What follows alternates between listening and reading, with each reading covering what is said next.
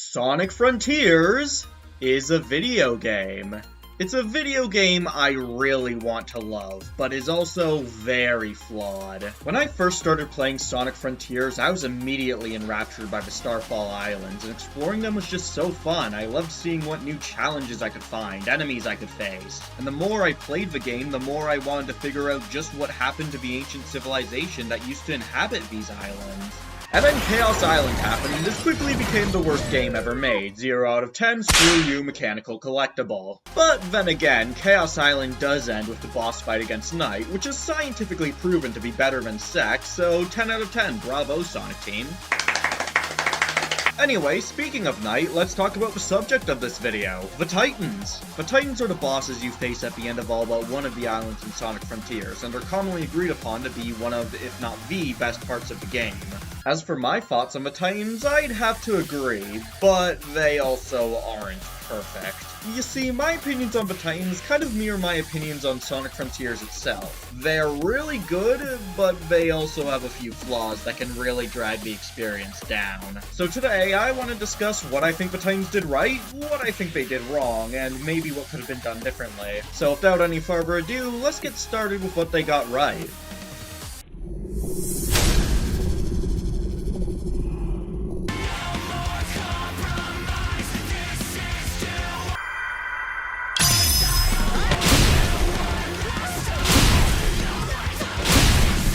When it comes to what the Titans did right, the first thing I want to talk about is probably their most underrated aspect, the build-up to their fights. It's pretty understandable why people would pay more attention to, well, this. Will the whole world know your name? When we dance with destiny. And I gotta tell you, it was perfect. Perfect. Everything, down to the last minute details. Then the build-up to it, but still, these fights would definitely be less climactic if instead of what we had, it was just this. Why hello there, big robot man who I've never ever seen before. Hi there. Wanna try and kill each other? Okay.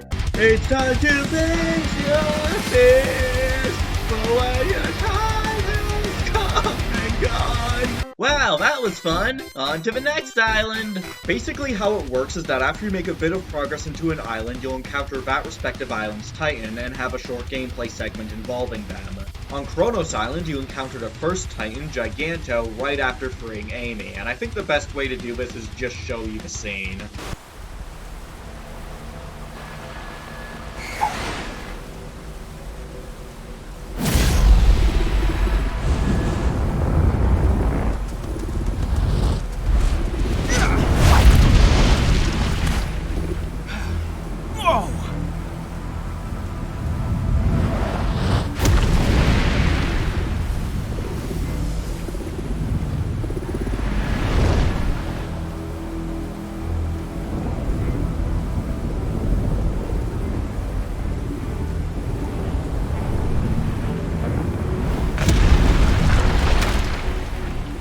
I guess that's one of the Titans keeping Amy trapped.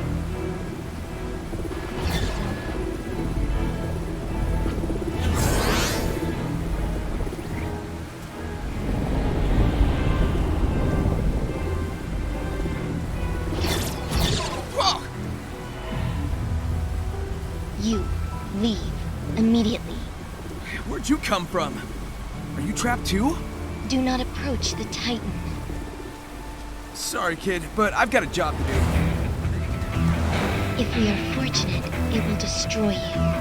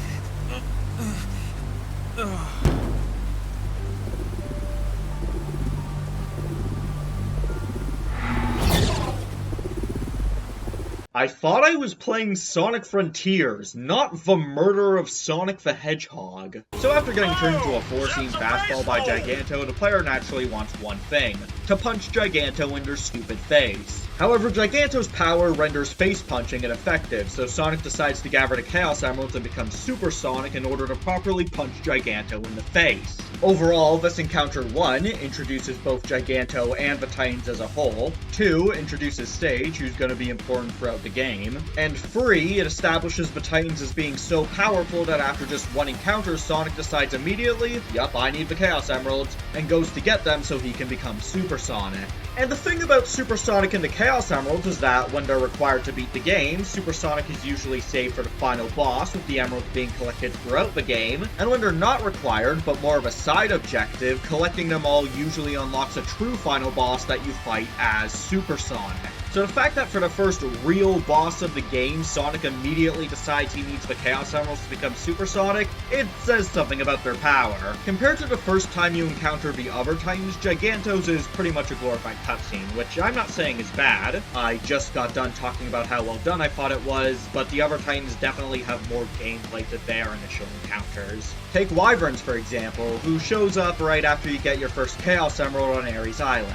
Like last time, I think it's best if I just show the cutscene.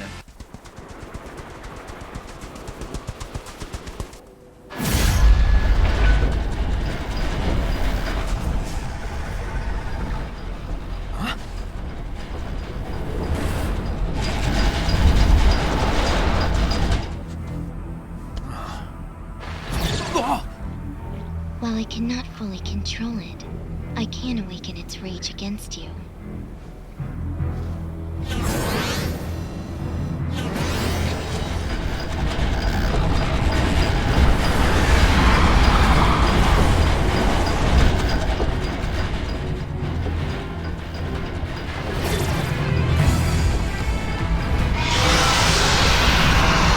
I need to find someplace safe.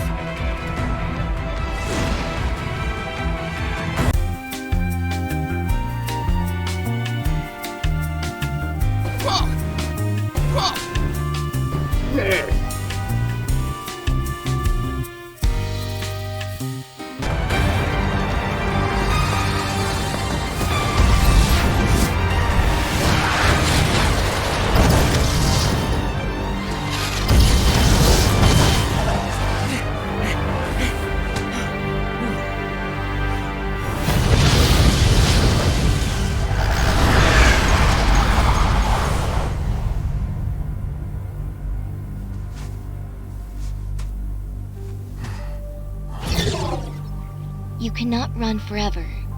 Final warning. Leave. That was a warning? While I don't think Wyvern's initial encounter is as good as Giganto or Knights, it still does what it needs to. It introduces Wyvern and its abilities, and gives you a fun little gameplay segment where you're running away from Wyvern while it's shooting missiles at you. The best build-up to Wyvern's fight actually happens after its initial encounter, as once you complete the chase, you can see Wyvern flying around Ares Island as you play. It's a really neat detail, though I do have to wonder why it doesn't try to attack you again. You know, that could have been interesting, a Bowser's Fury-like mechanic where the Titans attack you after their initial encounter and you have to escape them or fend them off in some way. Could be fun if it was done well, though could also be very annoying if it isn't. Anyway, back on topic. The final encounter you have like this is with Knight on Chaos Island after collecting the second Chaos Emerald. Again, I'm going to show the cutscene.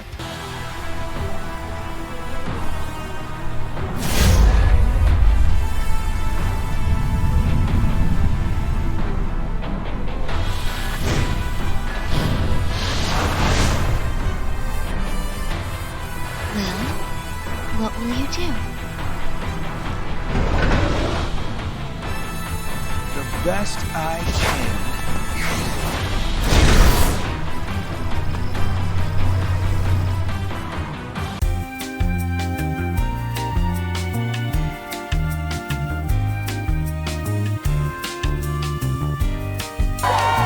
Why are you clapping? Fuck! Fuck!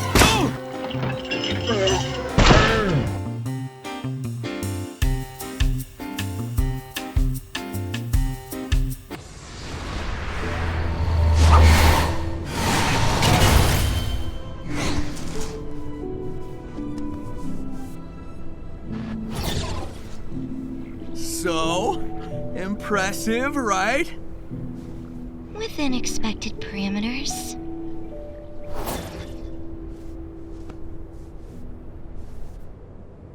I like Knight's cutscenes because it shows just how much Sage and Sonic's dynamic has evolved since the start of the game. In the earlier cutscene, she was refusing to disclose any information to Sonic and trying to get him to leave, sticking the Titans on him in order to do so.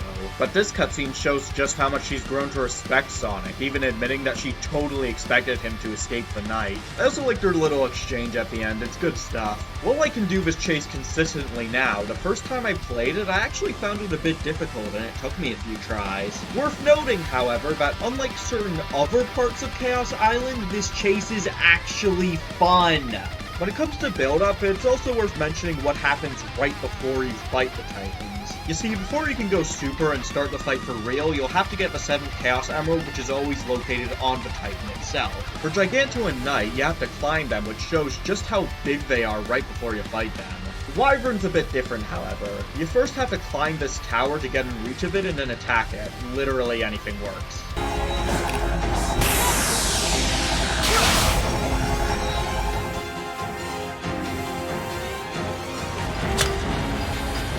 Then it'll vomit up this red road that you have to run across, avoiding obstacles along the way to reach its head. It's pretty cool running across the skies of Ares Island, though considering you have to do it all over again if you lose the Wyvern, I can see it getting pretty annoying. But Wyvern is a boss you can beat with your eyes closed, literally, so it's no big deal. But could you imagine if Wyvern was one of those bullshit, unfair bosses that you died to 1,000,000 times, and every time you die you had to redo this segment again? That would suck, wouldn't it?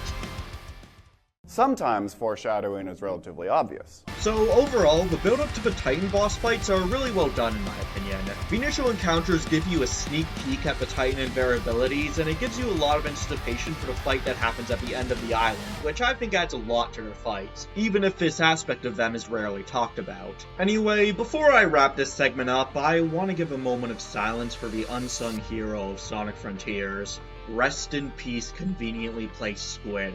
Your sacrifice will not be forgotten. In the arms of the content ID, fly away from here.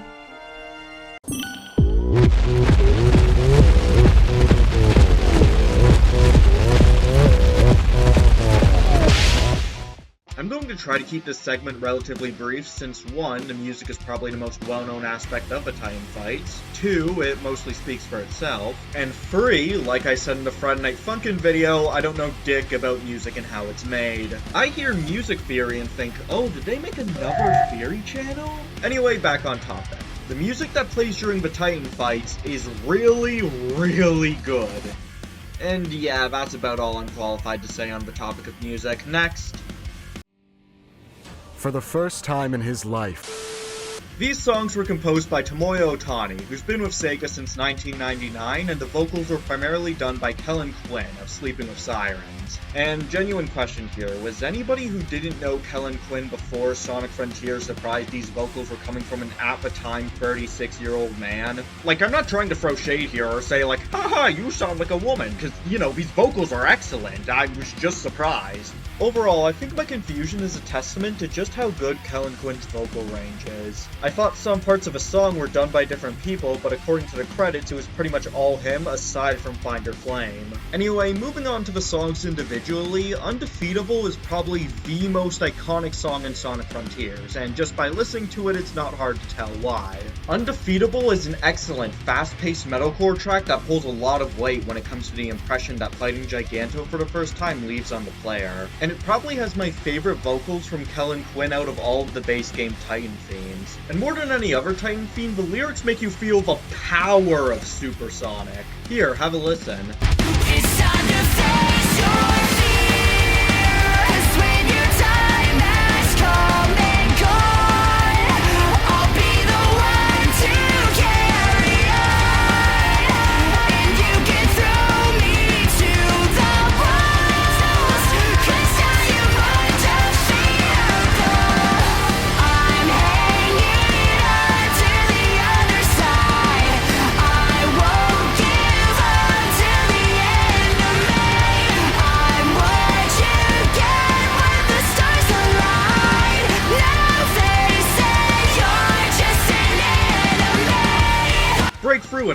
theme of Wyvern, while still being a metalcore track, is comparatively slower paced and heavier, incorporating the use of metal screams. Admittedly, this is probably my least favorite out of the Titan themes, but that's like being the smallest gold bar in Fort Knox. At the end of the day, it's still gold. Break through it all and don't look down. You won't fade out. 'Cause the fire in you never dies. It comes around to light the flame. They'll know your name. Burn it to their memories.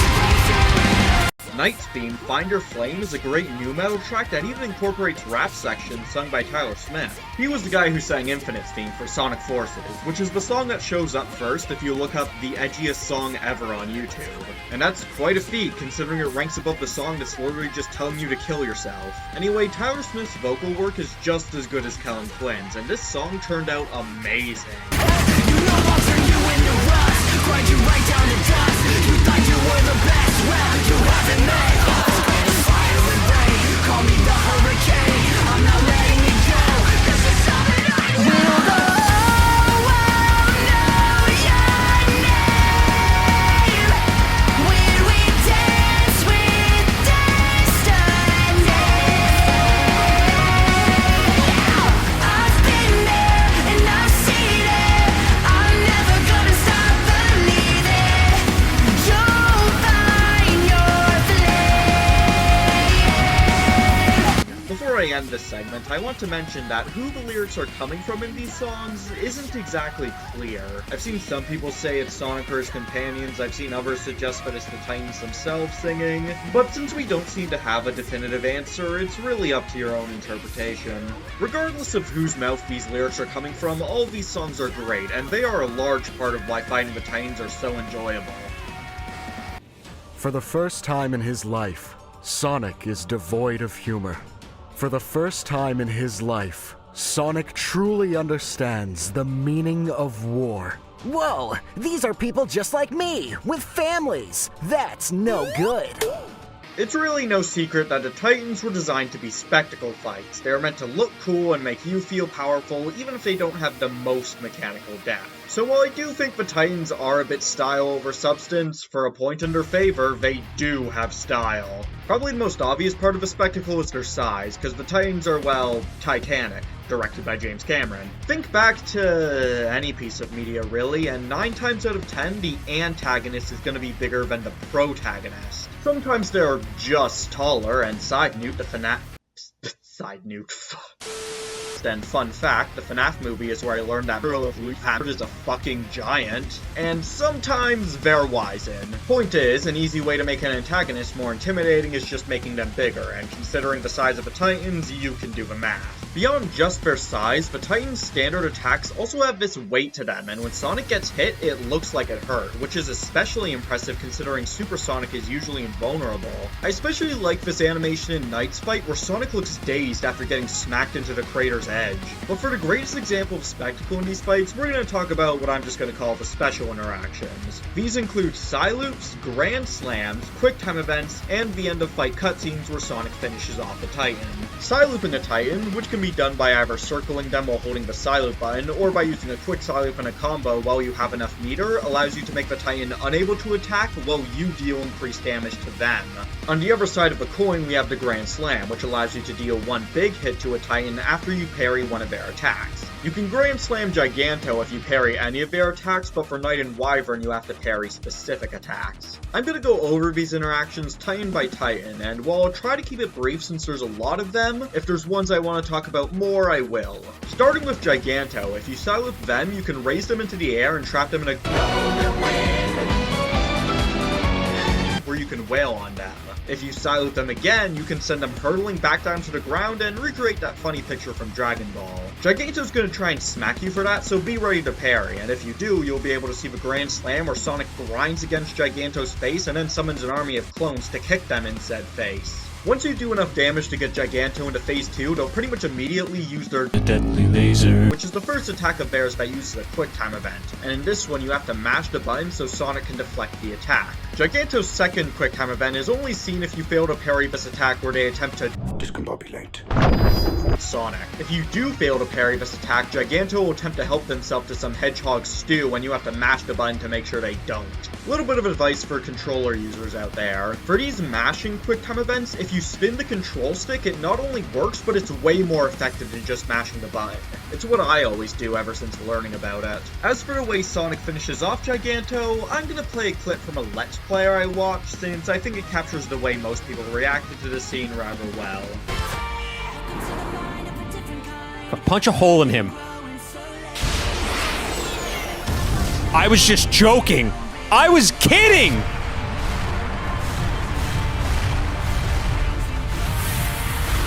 That was so sick! Overall, compared to the other Titans, I can describe the interactions in Giganto's fight as simple, which befits their status as the first Titan fought, but definitely effective. Unlike the other two, Psylooping Wyvern twice will not free them, as if you Psyloop them once, it puts their arms in chains, and if you Psyloop them again, it puts them in even more chains. If you Grand Slam Wyvern, Sonic will ape his old rival Mario and send Bowser Wyvern straight into the mountain. For Wyvern's first quick time event, which they use after you get them low enough in phase 2, they'll surround Sonic with missiles and you have to press the button at the right time to bunch them all up into a ball and kick it into Wyvern's face. Wyvern's next set of quick time events happen when they're almost dead, and for the first one they rise up into the air before charging at Supersonic. And to stop the charge, you first have to press the button at the right time to catch Wyvern, and then mash it to hold it in place.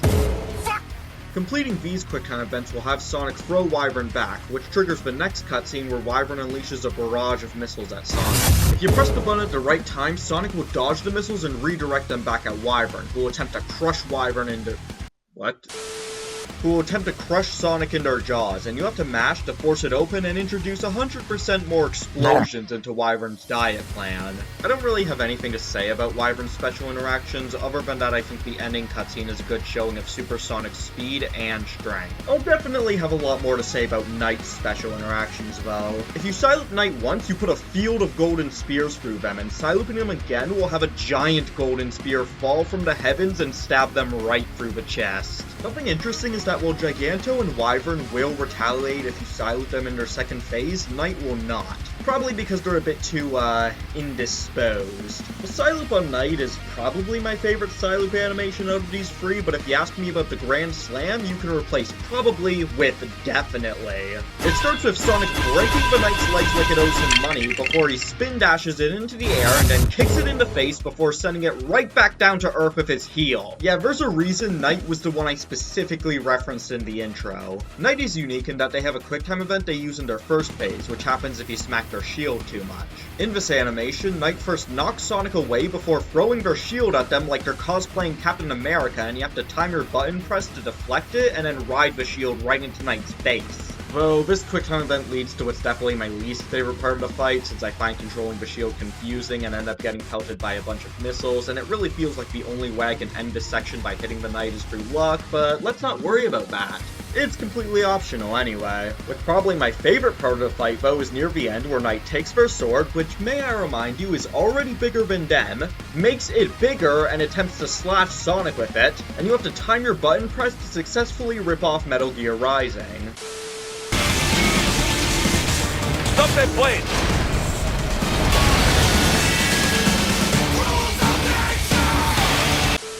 But Knight still isn't done, as they first jump up into the air before coming back down and attempting to crush Sonic between their blade and the crater's edge, and you have to mash to stop that from happening. Completing this quick time event has Sonic kick the blade away, which transitions into this shot, which I think looks cool. Completing that last quick time event effectively ends the fight, as the next cutscene has Sonic scream and then rush towards the Knight, dodging their sword slash and punching them in the face in a scene that I'm genuinely shocked has not become a meme. This punch knocks the Knight's sword away from them, and Sonic Psyloops the sword so he can take it and use it to slice the Knight clean in half. As I said in the intro, better than sex. If you look up the definition of awesome in the dictionary, you will see this scene. So after all that, aside from some little things like I think flying across the entirety of Ares Island while you fight Wyvern is cool, I've said everything I have to say about the spectacle in these fights. From the way this video has gone so far, you'd think that the Titans were pretty much without flaw, what all good boss fights should strive to be. They have excellent build-up, excellent music, and scenes that look like this. What could possibly be wrong here? Why are these videos about why the Titans were almost perfect and not that they are perfect? Am I just stupid? Well, yes, but also we're forgetting one teensy-weensy but ever so crucial little tiny detail. The fight itself. You see, while Spectacle Fight not having the most mechanical depth is fine, to be expected even, the Titans, while not awful to fight, have some things about them that can be downright annoying at times. And we're gonna get into that in part 2, because I finally decided to do something sensible and split one of my movie-length yapping sessions into multiple parts. So keep an eye out for that, and if you liked this video, why not leave a like? And if you like the rest of the content on my channel, why not subscribe and hit the notification bell? And remember, the wait for this video wasn't any more fun for me than it was for you. Seriously, this whole process just kinda sucked. And see you in the next video.